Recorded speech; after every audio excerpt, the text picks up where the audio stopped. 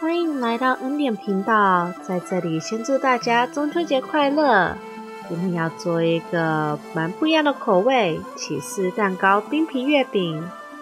首先我们来做冰皮，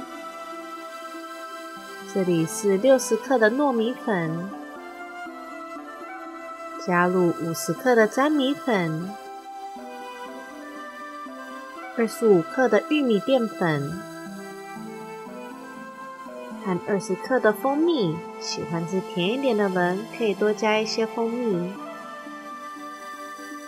加一些香草精，让它多一点香气。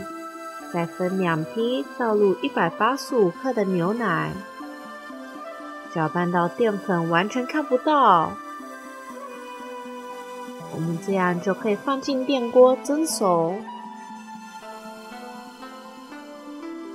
等到不烫手的时候，倒入20克的油，揉到油完全融入冰皮，就可以盖起来放到一边。再来，我们要来做起司蛋糕馅。这里是225克的奶油乳酪，加入15克的糖，喜欢吃甜一点的人可以多加一些糖，10克融化的奶油，30克的坚果脆片，我这里使用的是山核桃，加上50克的饼干屑，挑自己喜欢的饼干，把它搅成碎片，再将这些全部搅拌在一起就好了。那我把它们分成16块，馅每一块差不多20克，冰皮每一块差不多21克。拿一个冰皮，用手稍微揉成小碗的形状，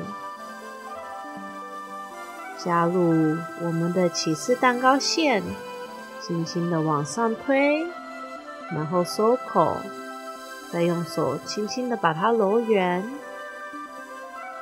如果想要做的比较特别的话呢，可以加入一点可可粉，这样子让皮可以上点颜色。全部包完的时候，上面沾一点手粉，放进月饼膜，往下按压，我们这样子就有一个冰皮月饼了。全部都做好的时候，建议放冰箱1到2个小时，就可以拿出来享受了。我们这里就有一个创意口味的起司蛋糕冰皮月饼，里面包浓郁的起司蛋糕馅，还可以看到它外面 Q 弹的冰皮。